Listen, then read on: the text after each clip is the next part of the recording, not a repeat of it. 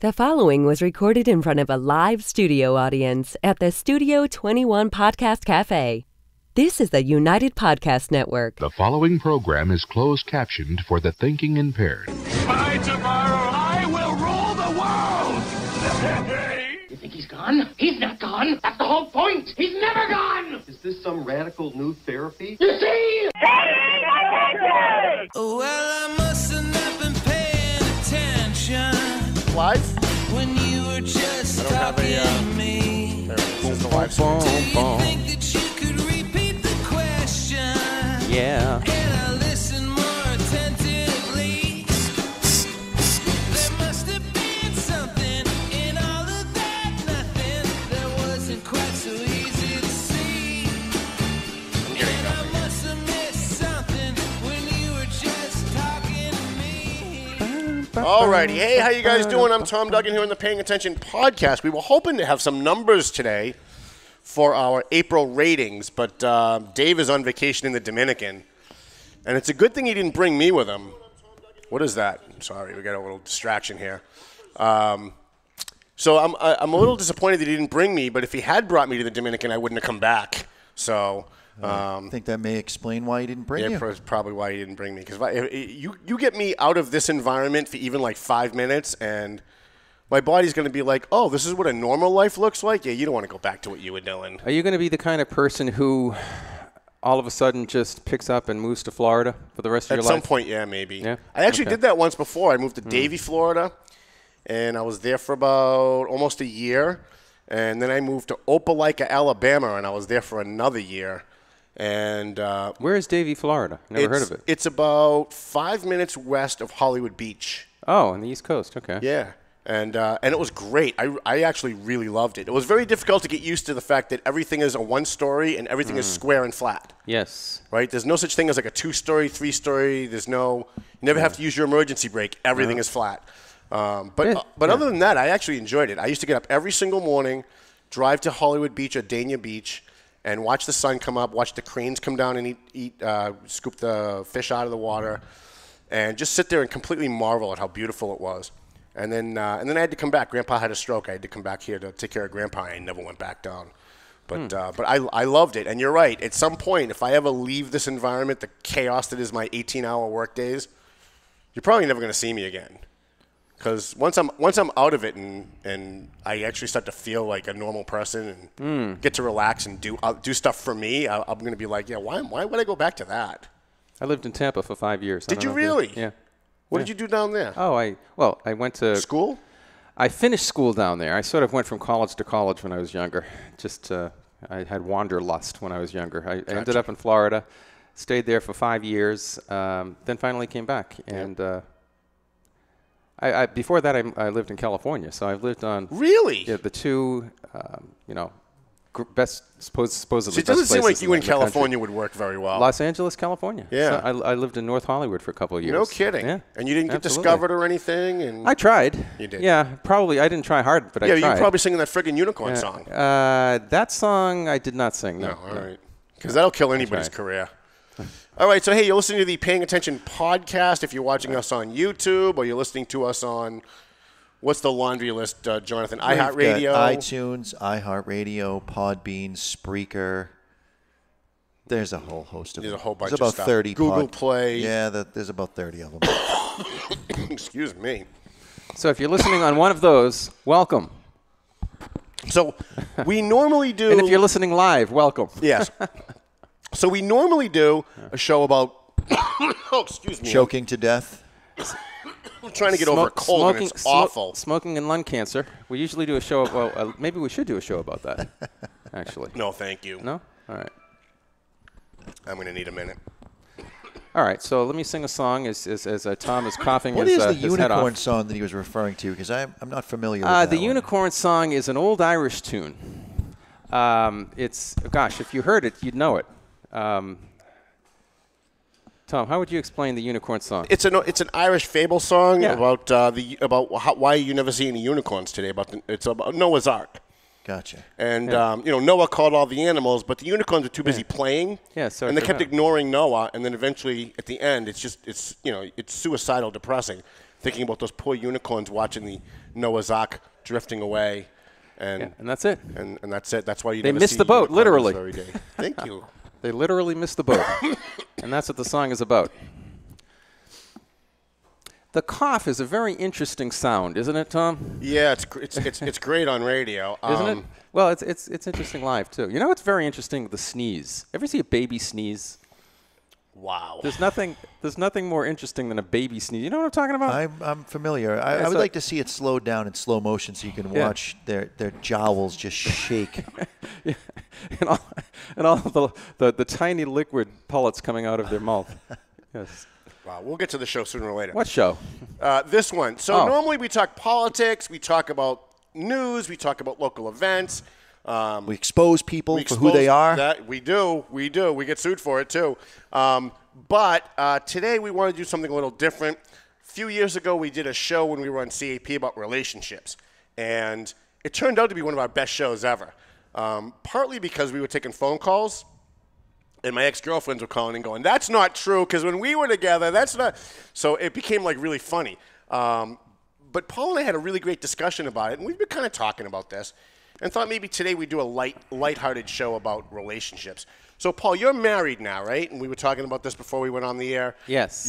You've been married now for 5 years. You've been in jail for 5 years. I've been married for 5 years. You're in prison. Yes. And how has your life changed? How has your outlook on life changed now that you are? Because you're about a little older than I am, right? And you've never been married before, so this is That's like the correct. first time you've ever been married. Yes. And so how did your whole outlook on life change? I wouldn't say my outlook on life changed, but my life became a lot more peaceful.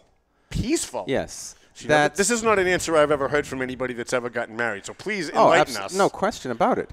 It's like you're always looking for that missing piece. You know what I mean? In your life, you're always looking, ever since kindergarten. No. You're sort of looking for that other half to fulfill you, not to fulfill you necessarily, but yeah, that kind of thing, yeah. So, you grow up, you're always have that half an eye looking for that. What do you mean we, Kimusabi? Everybody. Everybody. I'm talking in general. Okay. Collectively. Yeah. Okay. Collectively. Fair enough. You go through adolescence, you're depressed, you don't have that, we create this enlonged adolescence in our culture today, 20th and 21st century America, where you don't get married at late teens anymore. You have to wait until you're late 55? 20s, 30s, 40s, 50s. How old are you? Do you mind me asking? Yes, I do. Okay. So, fair enough. See, I always try to make pretend I'm 20 years younger than I am. So if I expose the truth, then that's all. Well, you know what's funny is that I'm 51, right? And I still think of myself as like 30. Right? I still behave like I'm 30. I still, because I'm single. I've always been single. I've never been married. All right, to quickly answer your question. Yes, quickly answer my question, Paul. It has given me more peace because I have found my vocation. I guess that's the quick answer. My vocation, for which I can direct my life and love energy to. For the rest of my life. Now, if anybody else had said that, I'd say they were full of shit. But I believe it from Paul. Like, I really do believe it from Paul because I've known him now for, 15 years. And I knew him when he was single. Now I know him now that he's married. And he's always had that, I need to find that one perfect love that completes me, that we can walk hand in hand on the beach before God. I've never said anything like that to you, have I? I don't remember You've never said those words, Mr. Politician, but that was the sentiment. That was certainly the sentiment of what you were looking for, right? You were looking for that one perfect person. I believe everyone is looking for that. Yeah, not me. Yes, you. No. Yes, you don't know it. You don't know it. Oh, I want it, but I don't know that I want it. Okay, all right. Yes. Okay, enlighten me. All right. Apparently you know me better than I do, which I'm not saying is impossible either, by the way. I think you have been brought up in a family that was, the families were a little broken. They were imperfect, like most families, and you had some less than happy situations with members of the opposite sex and some bad relationships, and I think it's... Well, talk about candy coating it. I think it's tainted your outlook regarding whether relationships can last a lifetime. And you just haven't seen a good model of that, so you're thinking to yourself, that's just idealism. It's not possible. I'll just remain single and continue to live a self-centered kind of life. He's not that far off, Jonathan. Like he's close. He's got you dialed in. He's pretty close. tight. He doesn't have it completely, but he's close. See, I'm not against the idea of getting married. I'm not against the idea of being in another long-term relationship. I was with Paula for 11 years. I was with Penny for 4. I was with Sherry for 4. So I'm not against the idea of being married. I'm not against the idea of being in a permanent relationship. What I'm against is looking for that, endeavoring for that. No, it's Every not. woman that I meet, like you go on a first date and it's almost like a job interview. It's like, how many kids do you want to have? Where do you see yourself in 5 years? Like they're interviewing you for their potential perfect mate. What's wrong with that? Everything is wrong with that. Everything. Because, first of all, that's never going to work, right? Just think, you could have saved yourself 11 years if you did that. Once I surrendered myself to not wanting that, like if it happens, it happens, and I'm okay with that. But if you're trying to, you end up trying to fit a round peg into a square hole.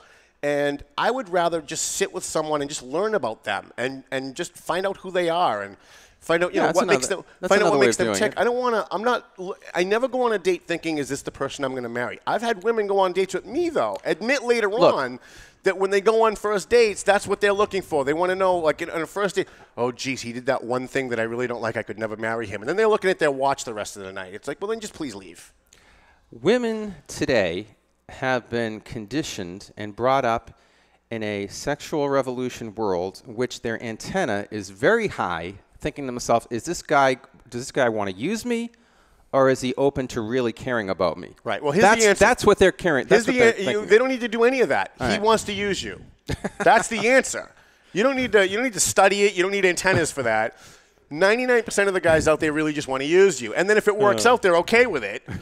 But most guys are just looking for sex. That's just the way that it is. And why do we pretend that why is it bad to recognize that? And why do we pretend that's not the case? Well, the word just is the problem.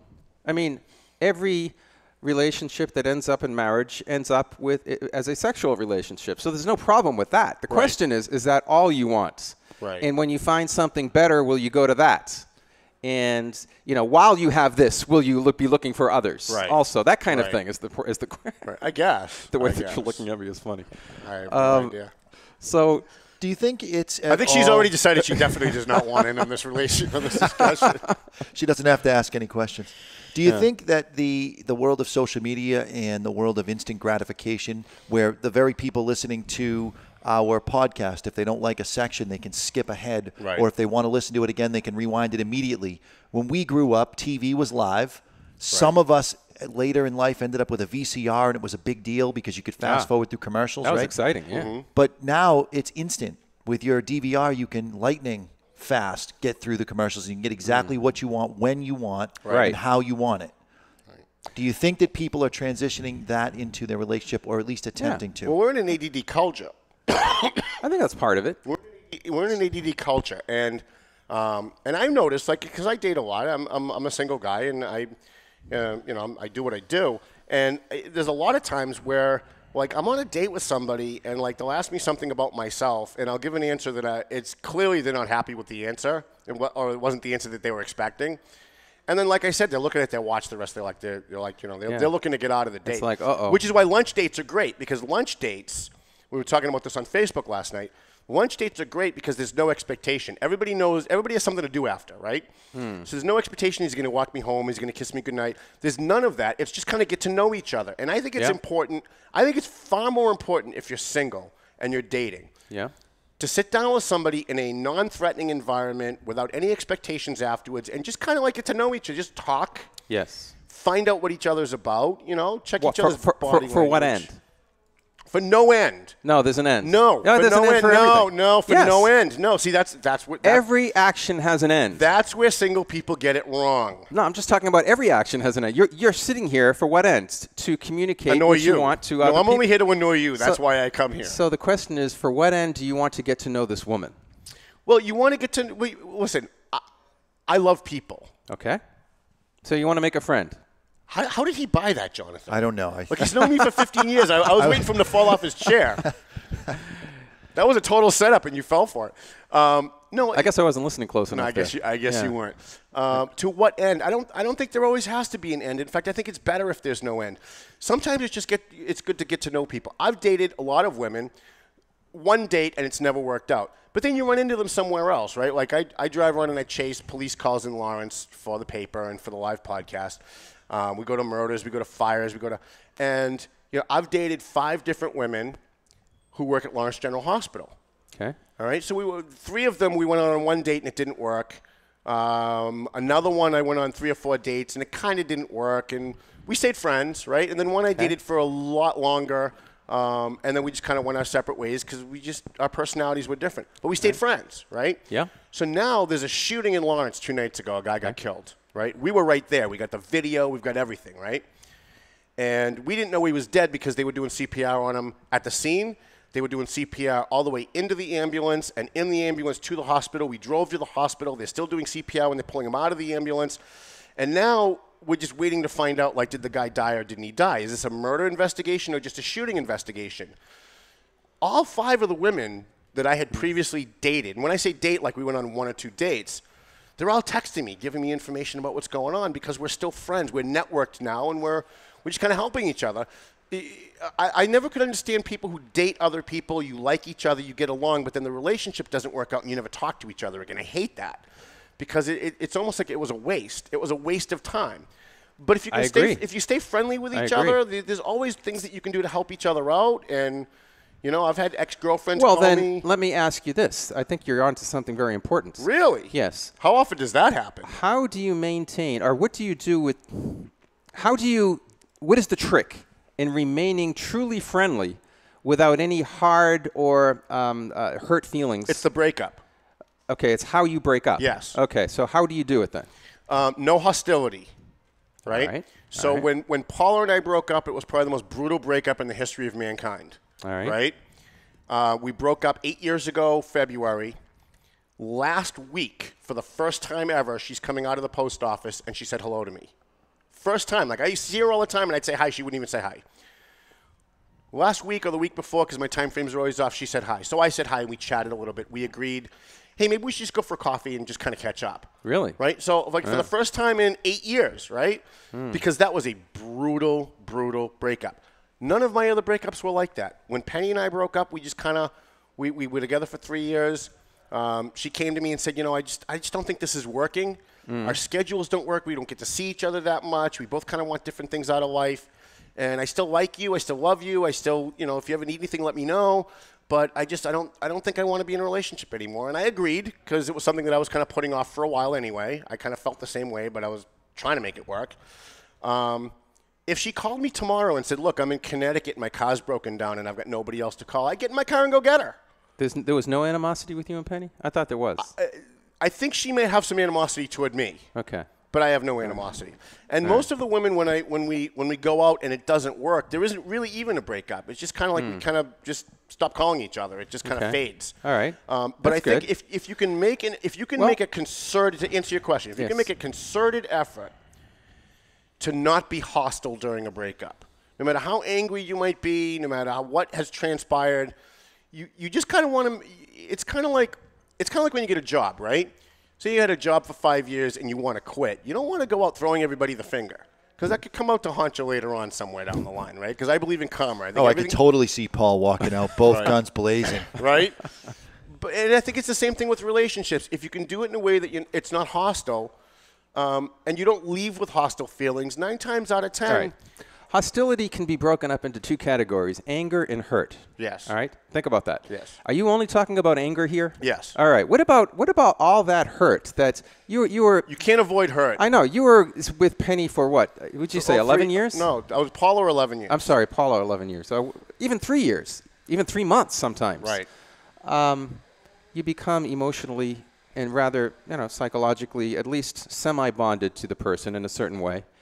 It's very difficult not to feel that hurt, no? Yeah, absolutely. So I'm still hurt about the way we broke up. Not that we broke up. Yes. But about the way we broke up. Who's the we now? Me when Paul and I broke up. Oh, Paula, yeah. All right. So when we broke up, I was very, very hurt about the way we broke up. You want to divulge a little bit about what happened so that we can understand this a little? I guess so. So, I don't know. It doesn't have to be every detail, but... So we kind of decided that it wasn't working. When I am committed to something, I'm into the finish line. Yeah. So even though it wasn't working, I was still trying. And I think she was kind of still trying to in her own way. Yeah, I don't want to go into any more of that. All right, well, then let me... Because we're going to be having coffee next week. I don't want to blow it, you know? Let me challenge you on this, and it doesn't have to do directly with Paula. Okay. In general. Yeah, in general, what do you mean by working when you say it's not working? What does working mean? Well, when you're in a relationship and everything becomes hostile, when a girl, when a woman hostility. here's a good. If you're a guy, right? If you're at home listening, when your significant other puts her hand on her hip and says, "What's that supposed to mean?" That's a really bad sign, right? When a woman is reading into what you say and what you do and assuming the worst, not the best. Yes. That creates hostility. No question. And that's a recipe for disaster. So, No question. there were things that were going on at the end of my relationship with Paula where she was doing things and I was doing things, and we were interpreting the other person's behavior in a hostile way, that they were doing it to be hurtful, that they were doing it, that each of us were doing it to tweak the other person, to piss off the other person. And that just creates more hostility, and that's a snowball that rolls downhill that you just can't stop sometimes.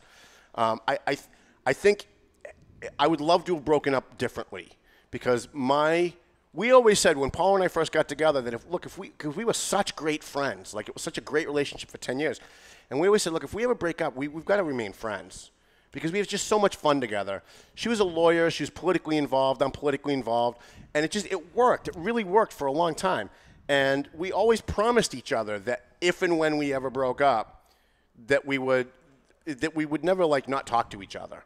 And then it happened, and it got more and more brutal as time went on. And I have to take the lion's share for the hostility after the breakup, but during the breakup, no. During the breakup, it was her. After the breakup, It was certainly me. I burned a lot of bridges. All right, but did she have reason to be hostile?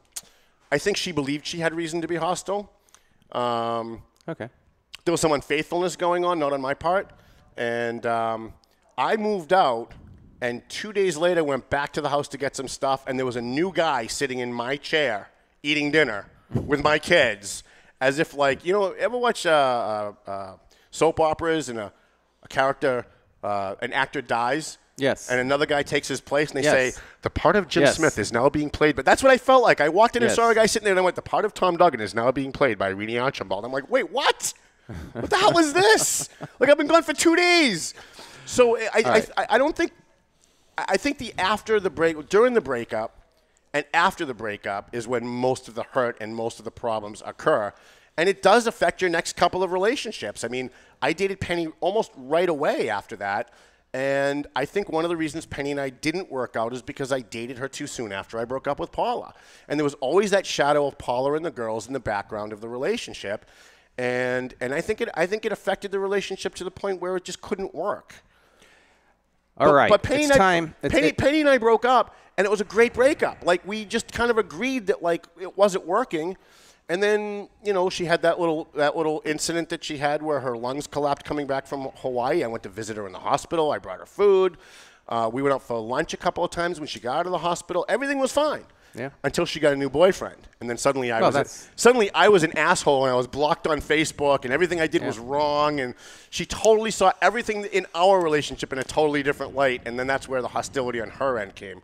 But once again, any girl that I've ever dated, no exception, if I got a call at 3 o'clock in the morning and they said, I'm stuck in Vermont and my car is broken down, I've got no money for a tow, can you come get me? I'd get in my car and I'd go get them.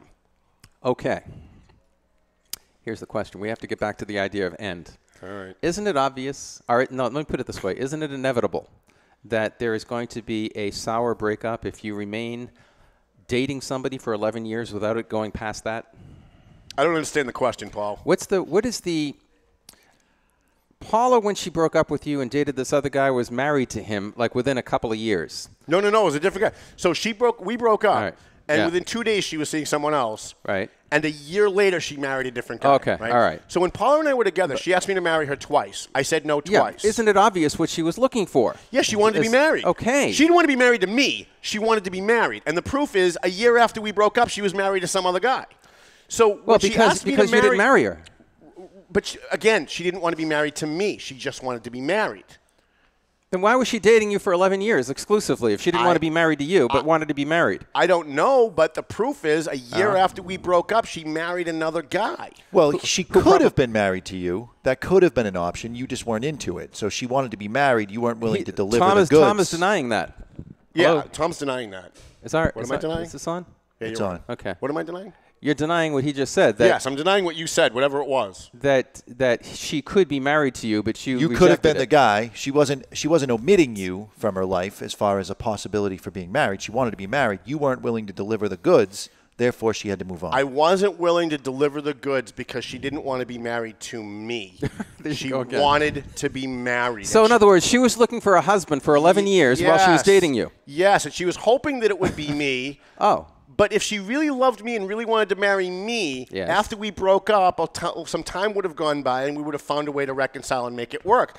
Instead, she went looking for another guy to marry. So when a Well, woman's in her mind, 11 years is probably enough for what? to wait for you to be ready to be married. What happened to eternity? Eternity happens after you marry someone, not well, before. yeah, that's listen, typically a if- result of the vows. If you love someone enough that you want to marry them and spend the rest of your life with them, that shouldn't change if they say no. Love is unconditional. You don't love somebody until they treat you badly. You don't love somebody All right. until they do something now you don't like. Now you want to get to beneath If the you surface. if you love somebody, it's like your children, right? You love your children, and sometimes they act like assholes, and sometimes they badmouth you publicly, and sometimes they do things you hate. But you still love them. You still want the best for them. And it's the same thing with a romantic relationship. If you really love somebody, it's not conditioned on how they treated you or what they said about you or what happened in the relationship. If you really love someone so much that you want to spend the rest of your life with them, you're not looking for another guy a year later and just marrying somebody else. I'm sorry. That's just a fact. I mean, that's reality. I would think you'd be on board with that, Paul. There's too much to say here. Can I just can I Well, we got start? time. All right. You would think that the Let show me would go. almost be over, but it's only 2:27. Let me go a little beneath The the longest surface show here. ever. There are. Driving me to smoke. All right, really quickly. You know I've written articles for the Valley Patriot called "What Is Love." Yes, those are Yes. some of your best columns. All right. Let me just for the It's all like audience. religioned up, but it's still pretty good. For the audience and for your reminder's sake, let me just quickly give it a synopsis.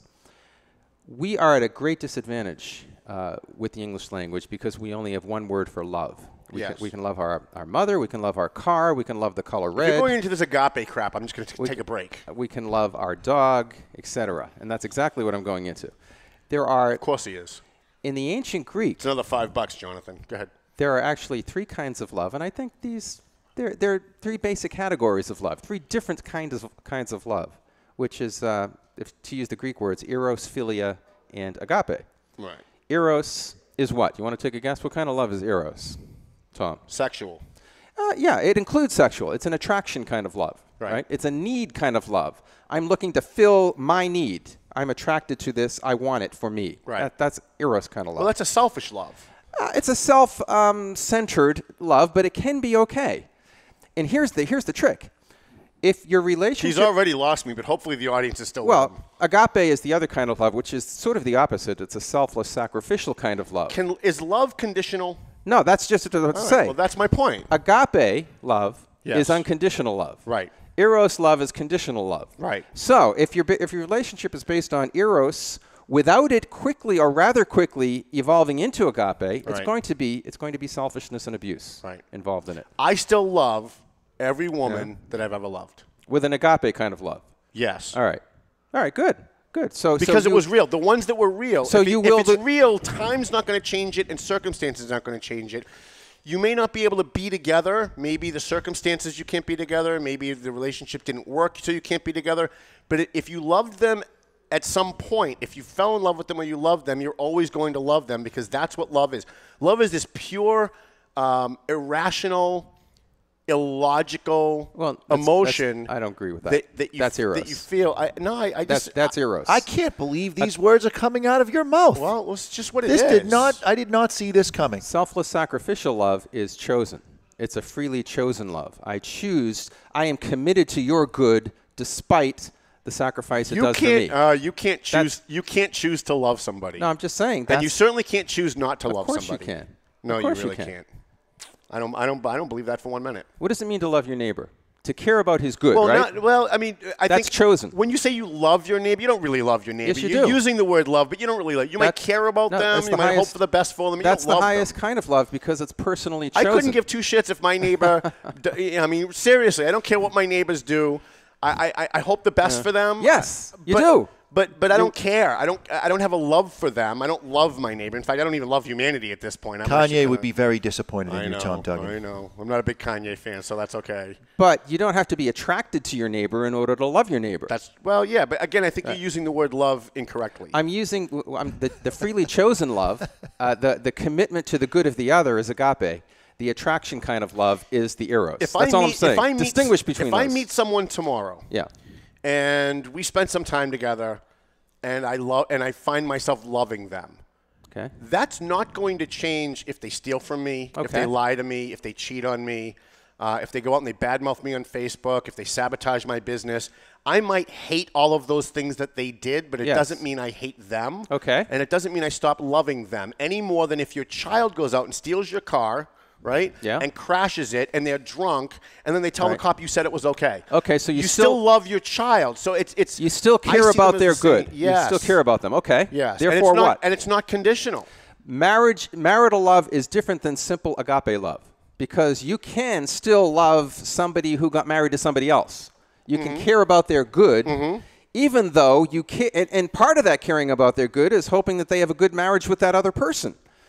So when you speak about why doesn't Paula still love? Maybe she does still love you in an agape kind of hoping that you do well in life. Yeah, that would be great. Maybe she still does. However, marital love is distinct from that in as much as I want to be in union with someone as my partner that might produce children. All right, want to take a break, Mr. Jonathan? I don't think I can even unpack that. Let's take a quick break. Elizabeth, you change your mind? You don't want to come up and chat about love and relationships? What was that? We'll be right back with the Paying Attention podcast.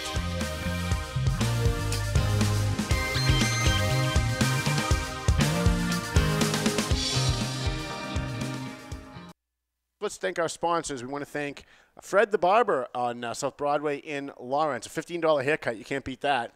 Fred the Barber is sponsored by Ken DeLuca, who is a customer of Fred the Barber, who came to the office and said, I want to help your show and I want to help Fred the Barber, so I'm going to buy a sponsorship for Fred the Barber. That's and awesome. At some point in the next couple of days, I got to go get my hair cut again. So I shop with the people who do business with us, and my crew shops with the people who do business with us. So my writers, my advertisers, people who support our show, because they support us, they will do business with the people who are doing business with us. Then you get A&M Auto Body. We get our friend Angelo over there, Angelo Memolo over there, and he does great work on your car. So if you got a ding in your car, somebody hit you, you got a mechanical problem, you bring it to A&M Auto. He's on South Broadway in Lawrence on Inman Street. You drop your car off, you walk down half a block to Fred the Barber, get your hair cut while you're waiting, and you go back to pick up your car, and Angelo will take care of you. So what's the address there? 341 South Broadway, Lawrence, Massachusetts. Then we got Joe Zingales, Rosanna Zingales-Lopez from Century 21. They have been with us from the very first edition of the Valley Patriot. They've been with us from the very first Paying Attention show, which was in 1999, back when he was Remax. He's not Remax anymore. Now he's Century 21, Team Zingales. And they sponsor our bash. They gave a $1,000 scholarship this year. They gave a $2,000 scholarship last year. And that money comes right out of their pocket. That's not like they're collecting money from other people and just using it like I do. They actually took money out of their pocket. So I don't know why these guys love me so much. I really don't. But Twin Lights, let me tell you how dedicated I am to helping my sponsors. The guys at Twin Lights Security needed an extra security guard. I'm not really a guard, but like an extra security guy to do private investigations and to do security for a certain thing in Boston. And they posted it on my page and asked if it was okay if they could use my page to solicit hiring people. And I said, you know what? As busy as I am, these guys sponsor the show. They sponsor the Valley Patriot. They give us $1,000 for the bash. I'm going to go work for these guys. So I called up Pat McLaughlin, and I said, look, you help us every single time we need something. Whenever I put out a call, you're there. If you need an extra person and you're short, I'll take the night off and I'll come work for you. And so I have been. I've been doing some work for them because they're helping us. And so there's no reason why I shouldn't be able to find a way to help them in the meantime. So if you need security, or if you're getting divorced and you need a private investigator, if you have a business and you need a private investigator or security, you want to call Twin Lights Security. They're based out of Gloucester, but they're very local.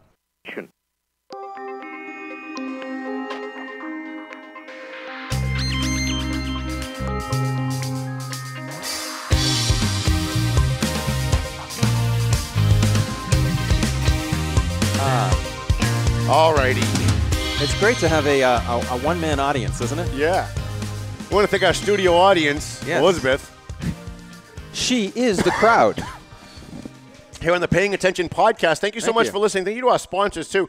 I was live a couple nights ago, driving through Lawrence, chasing police calls. It was a very slow night, and I got slammed on Lawrence Street. This guy just, his brakes failed, and he just slammed into me, and he fishboned my car. It spun me around a Really? couple times. And you watch the video, it's actually pretty horrifying to watch. It wasn't that horrifying being there, but when I watched the video afterwards, I'm like, man, how did I survive that? You were in the car. Yeah, I was driving, and the guy hit me. Nothing? No scratches? His car was totaled. My back door has a dent. All right. And whose fault was it? It was, I assume that they're going to rule it his fault because he told the officer that his brakes failed. Oh, That okay. automatically makes it his fault in Massachusetts. So I called Commerce Insurance. It's my insurance company. I go through Sullivan Insurance. They're an advertiser. We always shop with people we always do business with people that do business with us. Commerce Insurance called me and said, okay, this is what the estimate's going to be. Do you have a preference on where you want to bring your car? And the answer is yes. I have a preference on where I bring my car. We wanted to go to A&M Auto Body on South Broadway in Lawrence, bring it to Angelo Memolo. He sponsors this show. He sponsors the Valley Patriot. He gave us, I think, $1,000 for our scholarships for our charity bash this year. Angelo has never said no to us. Anytime we've gone to him and asked him for anything, he's always in with both feet before I finish asking the question. So why wouldn't I want to give him my business? So I want everybody who's listening, if you live in the Greater Lawrence area and you have a problem with your car, that's where you want to bring your car if you have a problem. Because Angelo is not just a guy who advertises with us. He's a guy that actually participates in stuff in the community. He actually helped us with our scholarships. And he didn't have to do that because he was already advertised. He was already giving us money for the show and everything. So I was more than happy to do that. And so at some point, I think on Monday, I'm bringing my car down to A&M Auto Body.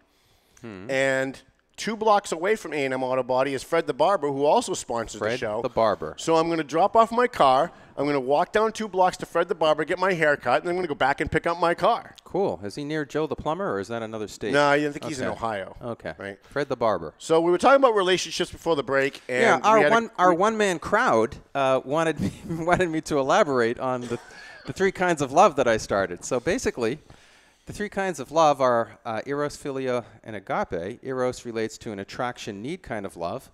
Agape is selfless, sacrificial commitment to the good of the other kind of love. That's what I'm in for. I'm just not looking for it, but I'm happy to have it if it shows up. Or the 3rd kind of love is philia. Yeah, now what's that? This is the touchy-feely side of love, I think. That's my guess. No, actually, eros is more the touchy-feely. Damn it. Philia, can you think of an American city that has that as its first part of the name? Yeah, it's only a 1-hour show, Paul. Just get to it. Would this be the brotherly kind? Philadelphia, yeah, city of brotherly love. Philia is a friendship family kind of love. So you love your sister in a different way than you love your wife, in a different way than you love your neighbor. Or your sexual partner. Okay. Well, I was going with the eros. I'm trying to stay with the 3. All right. So, I just totally threw Paul off. You mentioned sex, and that's it. He's in a different universe. No, I'm not. We could talk about totally off his game now, right, Jonathan? Right? Am I wrong about this? Yeah. On Facebook, he's a little better because he has time between posts. Sexual attraction and intimacy initially begin with eros kind of love. Right. You're attracted to somebody. You want to get to know them more. You want to see a little more of them. Or a lot more of them? Or a lot more of them. You're attracted to them. So it begins. But like I said earlier, if a relationship continues on the path of eros without agape and without philia, then you've got yourself a relationship based on selfishness. Right. And that's a disaster. That's a recipe for disaster. It's a recipe for disaster. Right. No question. Just ask Bambi Eyes. We won't go into that. So when it comes to marriage, it's good to have all three of these kinds of love. But you know what? Think of the marriage vows. I blank take you blank to be my lawfully wedded spouse, for better or for worse, for richer and for poorer, in sickness and in health, until death do us part. Is that language of eros? There's nothing in those vows that say, until I stop being attracted to you. Right. Or until you're mean to me. Or until I fall out of love. Right. Or until you gain. Can you fall out of love? Or until you gain 50 pounds. We were talking about this on Facebook last night. Can you fall out of love? Yes. You think so? I think you can too. I think you can fall out of love if you're in love with someone, but I think if you love them, which is different, you're always going to love them. If the love is real, if you like, I still love Paula, right? I'm not in love with her, but I still love her. I still love Penny. I'm not in love with her, but I still love her. I still want the best for her. I want her kids to be well. I want her life to be well. She's with a new guy. I hope it works out for her. I hope she finds happiness. And I hope Paula finds happiness too.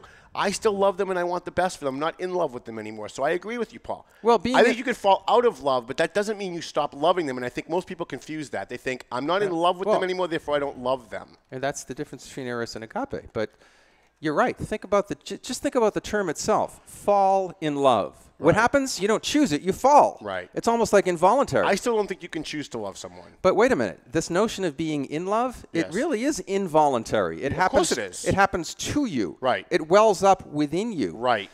That is, in a sense, it's irrational, and you can't control it's it. It's irrational, you can't choose right? it. In a sense, we share that kind of love with other animals. They too have passions that they deal with. But the question for us is, since we're persons and not only animals, how do we direct that? Right. And what do I choose to do with this?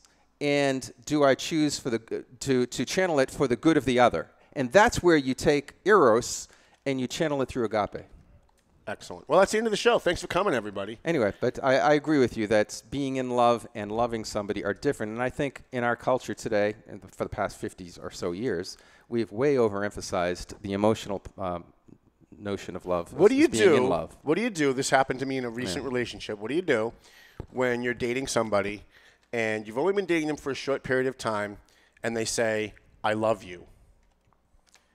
That's nice. And you're not ready. Like, you're not in love with them yet. You don't love them yet. And they, I think the word love gets misused. Oh, no question. And I think most people are confused about what love really is. Can I answer that question with how I did it with my now wife? Absolutely, All Paul. right. We want our audience to benefit from your experience. Now, I don't know if they will, but we dated for a couple of years, right? Yep. And I tried really hard to break you guys up, too. Yeah, as you always do. But we talked about this, and we decided we are not going to use that term, I love you, until or unless we become engaged. Yeah, see, that's way too scripted. And we never did.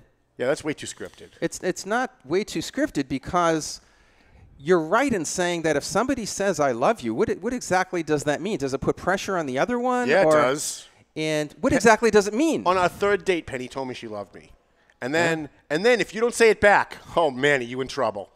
Sean, am I right? Someone says I love you on a third date, you don't say it back? Wow, are you screwed? And then I got the look because I didn't say it back right away. If someone says it to me on a third date, I'm tapping out. Yeah. Later. What was that? Yeah, see, Elizabeth's with me. Yes. She should be up here. She should be up here. She should be up here. It would be a great addition to the program.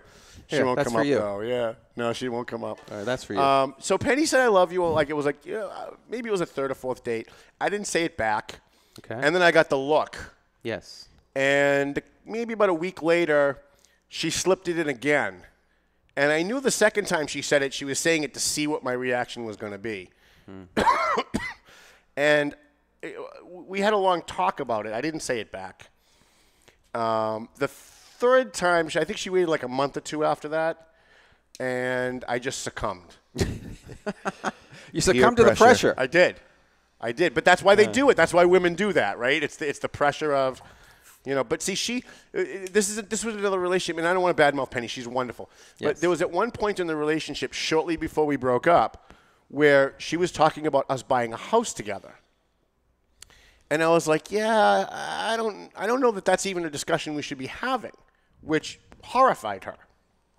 Because she's thinking about us being together forever. Yeah. And I'm thinking like, other stuff. What other stuff? Well, not so much that we're going to be together forever, but like I'm still kind of waiting to see where this is going to go. Okay. All right. Fair enough. And so I think Penny and I probably could have worked. Yeah. I certainly think Paula and I could have worked had circumstances been differently.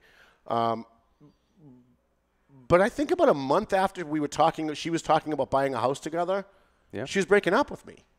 Because So I was like, just imagine if I had gone down the road with her and said, okay, let's buy a house together. And then after we bought the house together, I did something that she didn't like, and then suddenly she's off in a different direction. now, So there's a point where a woman wants a commitment. right. That's the point that Right, you're not. you want a commitment. But You don't want a seem to commitment from understand me. that. You don't want a commitment from me. Yes. You want a commitment. No. There's a point where she It wanted. goes back to the Paula thing. She wanted a commitment from you, and since you didn't give her that commitment, Right. then she gave up on you. She did. I Yes. agree with that. She gave up. She gave up on not you as a being a happy person somewhere in life, but you as a potential spouse. Right. That's what she gave up Right. on. All right. Do you blame her? You're no longer mateable at that point. Right. Yeah. Do I blame her? Yes. Okay. You blame her. Yeah. Let's How long should she wait for you to give her that lifelong until it's commitment? until it's right, until it's ready. Until it's right or ready. Okay. Right. So let's reverse it. Yes. Let's say I'm in the relationship, and I'm in love with someone, and I want to marry them. Okay. And they're not ready. Well, let's see. I love her. I'm in love with her, and I want to marry her, and I want to spend the rest of my life with her, and she says no, or she doesn't give me an answer. She wants to think about it, and we got to work something out. I'm not going to be like put a time frame on it, because there should never be a time frame on love. I'm not going to say, okay, well, listen, I'm looking at my watch now. Geez, we've been together for 3 years, and you haven't given me what I want, so I'm going to go look keep for it using- somewhere else. If it's even What's an the it? if it's even an option to go look for a commitment from someone else because you're not getting the commitment from the person that you want, then it's clear that your priority is to have a commitment to anybody, not me. And the woman that if I'm gonna end up with somebody, if I'm gonna get married, if I'm gonna be in a permanent relationship at some point, which could probably happen, right? It's gonna be because the person wants to be with me. They want to marry me. And if I say no, they're still in. They're not looking somewhere else.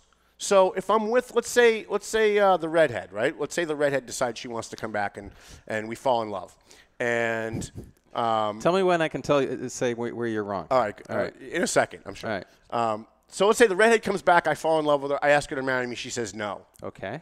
Why would I put a time frame on that? I've already decided that I want to spend the rest of my life with this person. Okay. Why would waiting 11 years be why would waiting 11 years be a problem? Why would waiting 3 months be a problem? Why would waiting 20 years be a problem? Forever is still forever. You don't have this fictitious clock ticking in your head. Right. That I think society kind of puts that pressure on women. They have to hit these benchmarks in order to be not. considered successful women. Period. I disagree with thinking that it's society that does it. I think that women have biological clocks. Of course they do. Women, by their very nature, just like by our very nature, we seek to eat food on a daily basis. Right. Women, by their very nature, seek to procreate. And by Right. the way, so do we, but in a different way, obviously. Right. We seek to father, they seek to nurture. We just seek sex, basically. Well, we're created in Or different ways. Don't candy coat it, Paul. We seek to make the babies, they seek to nurture the babies. Right. So, and that's just how Mother Nature is with us. But if you're going to say I'm not ready now after 11 years or after 3 years, Right. but I might be, give me a little time, she should make the decision as to how much time she can give you. Why? She was ready to go forever. There's When a- she, I hold know, on. but When there's- she asked, she was ready to go forever. Because but you're- then suddenly because there's a you might. time frame on it because you didn't give her the answer that she Because- wanted. Well, because- forever's forever. Is it forever? Because you might not make that commitment. Your commitments, in other words, your answer to the question of commitment might be no. I think what I'm trying to say, and I think what you're missing is, if a person, man or woman, it's usually women, but sometimes it's men, right? There's two separate goals. I want to marry you because I love you and want to spend the rest of my life with you, versus I want to be married. And that's what I'm trying to say is I think that it's two separate things. And if you've got someone that has confused those, that's when you start getting time frames. I don't want a time frame. I might say, no, I'm not ready to get married. And 6 months later, for some reason something happens in my life, and now suddenly I'm ready. I know, but you might can't not put- be. Do you understand what I'm That's- about to say? that's right, You but we're may still- never be. Right, but we're still together. Yes. Whether we've got that piece of paper or not, we're still together. And if you were ready to go for eternity with me, if you were ready to go till death do us part, 6 months ago when you asked, 6 months later, if you didn't get the answer that you wanted and you're looking to walk away, then you've made the right decision saying no. You're missing this point. Okay. You could walk away. Right? She's saying, I need a commitment from you so that you can't just walk away in a year, 5 years, 10 years from now. Doesn't that make sense? You can always walk away after you get married. You can always go, how many divorces are there every day? Well, that's another show. Right. Yeah, you don't get married with the intent of getting divorced. About the meaning of marriage. Right. That's another show. Right, but I guess I'm stuck on the word forever. Like when I was with Paula, I never in my mind could have envisioned a future where I was not with Paula. I could never in my mind envision a future where I was single again, which is why I'm so wild right now, right? Because for the last 8 years, I feel like I'm living somebody else's life. I always pictured myself being in a family situation with Paula and the girls. And so when that fell apart, it was like I looked around and was like, well, whose life am I living now? Like, well, let me ask you this. like it was very discombobulating. Like it's total cognitive dissonance. Total when that happens. dissonance. Then let me ask you this: if you could never picture yourself ever living away from Paula and not in a relationship with her, why didn't you at that moment, as soon as that happened in your head, that I can't imagine, why don't you just commit to her right there? What was it that kept you from that? Was it financial? Was it economic? No, what was it? No, it was, I knew that what she wanted was to be married, not to be married to me. So you didn't think she loved you? She loved me. Absolutely she loved me, and absolutely she was in love with me. And she made tremendous sacrifices for the relationship, as I did. She probably made more sacrifices than I did, in full disclosure. So then at that point, why didn't you just give that full total commitment? Because I knew she just wanted to be married. And the proof was when we broke up, she married someone within a year. So listen, I haven't married anybody since then, right? Yeah.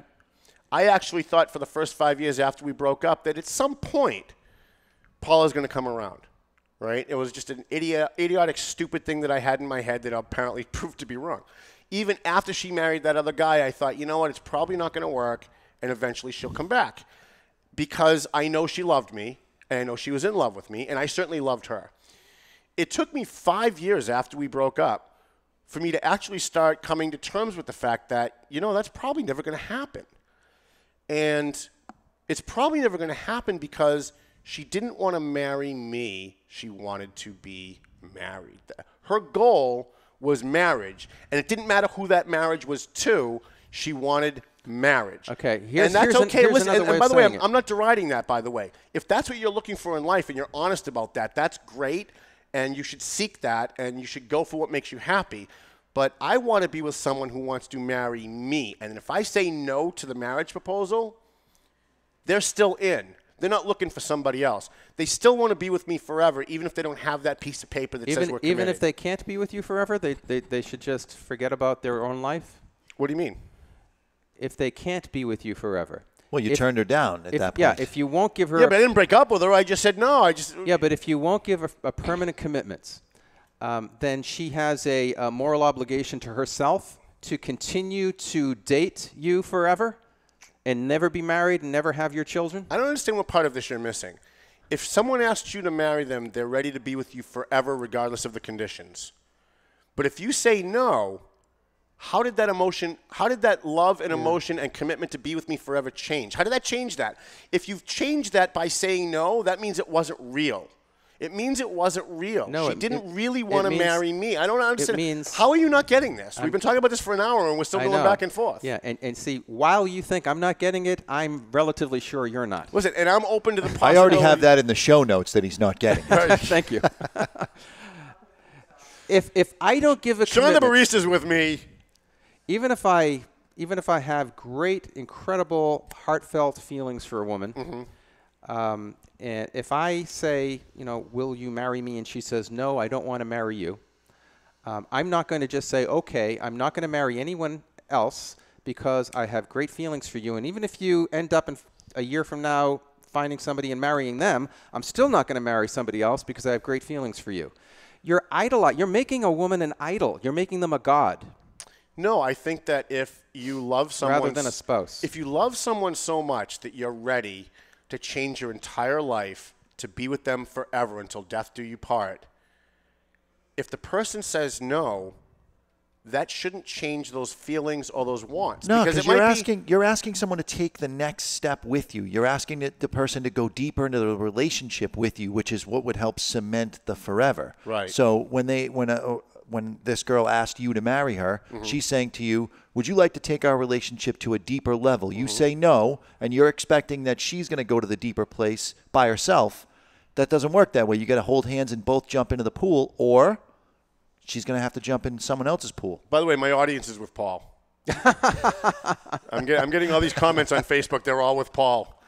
Well, I think the vast majority of the world is with Paul on this one. I think All right. it seems to me that you are idolizing you're idolizing the emotional aspect of this. I think that love, not to cut you off, but I think that love, if it's real and you're ready to make it a forever thing, is unconditional to the point where even if the other person says no, you still want to be with them because you just finished telling them you want to be with them forever. It's unconditional after the commitment occurs, not before. Well, but if you're asking, you're just asking to go deeper. if you're asking, then it's in your mind, in your heart, it's already there. Yeah, what you're saying is, do you want to? Because I do.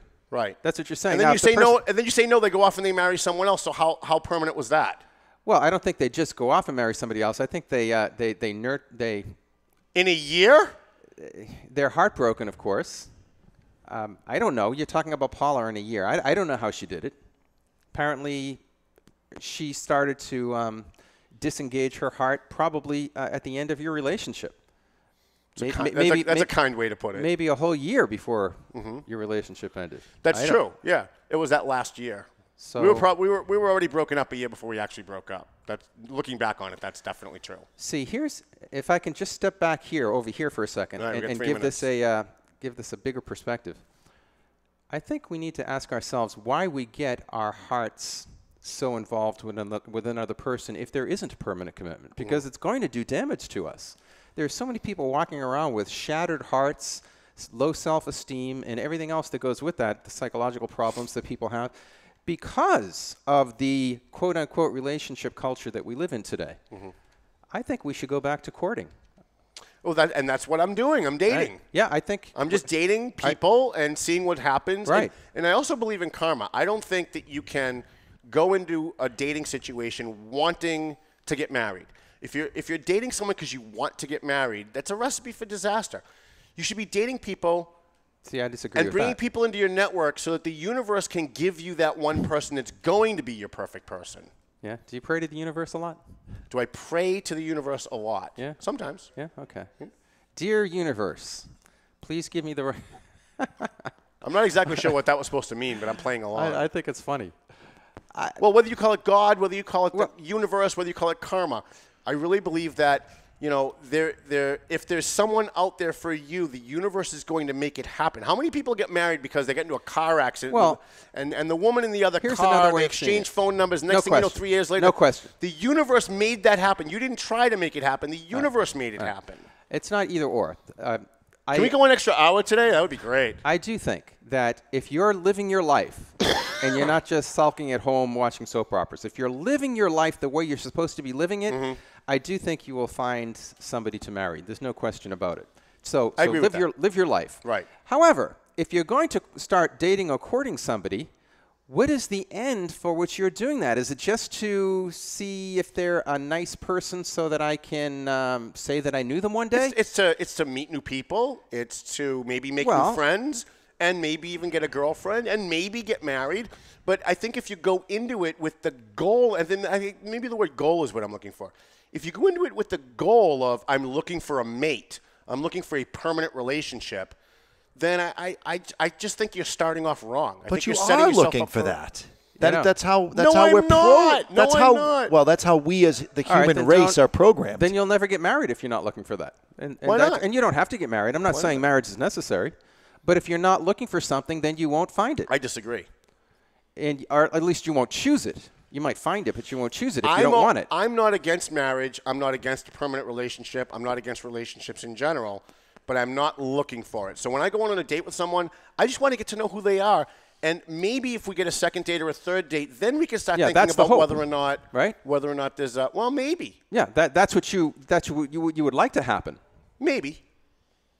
Okay. All right, maybe not. And maybe not. It depends. Right. It depends on the person. It depends on how well you gel with them. Then why not then date a guy? If don't date guys. Sean just fell off his chair because he was hoping. What I'm saying is, if the purpose is not to end up together in union with each other, then why not just hang out with friends? Well, isn't that what dating is? You go out, you have dinner, you have coffee, you go to a movie, you do stuff, you go to a concert, you spend some time together to see if that's it. To see if. Yeah, to see if that's this is going to see if it's going to go somewhere. Exactly. So then we agree. But if you have in your mind where that somewhere is, like I'm willing to let it go where the universe wants to take it. And maybe that's one of the reasons why I like aggressive women, right? Because aggressive women will just kind of take the reins and push you in a direction.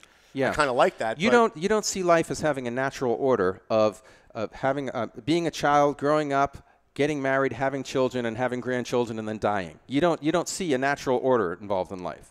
So what you're saying is, well, whatever happens, happens, and I'll just sort of go along, and then I'll eventually die. Yes. All right. Well, in our next... Have we horrified you enough, Elizabeth? No, she's enjoying this? She's lying. Oh, she is enjoying it. Good. See, if you want more women to watch your show, we've got to do more relationship All right, shows. so Paul and I were talking during the break. Right. I think we're going to do a relationship show once a month. All right. Well, let's do this once a month because I think it's fun. Yeah. And I think people learn stuff. I certainly learn a lot. I love talking to you about this stuff because you're an expert. And as Jonathan said, he might not say it in front of you, but I'm going to tell you what he said when you weren't here. All right. He said Paul is actually brilliant. He's so smart. Very brilliant. So smart. And I agree with that, even though I don't agree with most of what you say. I learn a lot from you, and I'm glad that I do. Thank you. Thank you to all of our sponsors, Joe Zingales, Team Zingales. They help us with our charity bash every day. They gave a $1,000 scholarship this year. We want to thank, who else do we have? Fred the Barber. Angelo. A&M Auto Body, Angelo, and we're forgetting somebody. Twin Light Security. Oh, Twin Light Security. They're the best. I'm doing some private investigation work for them right now. If you need security for a business or need a private investigation for a lawyer or a divorce or something, please give them a call. Thanks, everybody, for listening. We'll talk to you next week. Melvin Taylor says go home, so go home already. The views and opinions expressed by the hosts, guests, or callers of this program do not necessarily reflect the opinions of the Studio 21 Podcast Cafe, the United Podcast Network, its partners, or affiliates.